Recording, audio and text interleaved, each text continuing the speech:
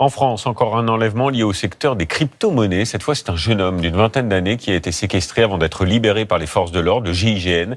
Il aurait subi des violences. 7 personnes ont été placées en garde à vue. Pour le libérer, 150 militaires ont été mobilisés. Le récit avec Éric Pelletier, Oslem Unal et Philippe Fivet. Dans leur traque de 4 jours pour retrouver les ravisseurs d'un jeune Suisse, les gendarmes n'ont pas lésiné sur les moyens. Exemple lorsqu'ils ont investi puis fouillé ce restaurant de Valence fréquenté par les suspects. Ils ont prévenu le propriétaire à la dernière minute. Les images de l'intervention ont été filmées avec un téléphone portable.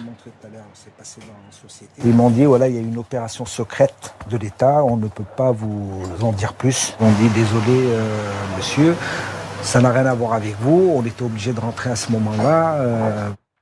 Tout commence la veille au petit matin lorsque le GIGN est alerté.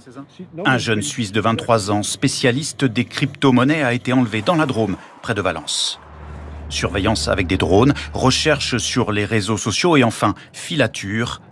Les gendarmes découvrent que l'otage est retenu dans une maison à Alixan. Dimanche après-midi, ils lancent leur opération. Dès qu'on a localisé le lieu précis de séquestration, on a mis un dispositif d'observation pour essayer de jauger un petit peu quels étaient les adversaires sur place. Voilà, on trouve bien entendu la victime, donc qui est choquée mais vivante, qui a subi des violences depuis déjà plusieurs jours. Et on trouve surtout quatre personnes qui, on pense, sont des ravisseurs présumés et qui sont immédiatement placés en garde à vue. Un otage ligoté, malmené et violenté à coups de cutter. Au total, 7 hommes originaires du quartier de Fontbarlette à Valence sont interpellés et mis en examen.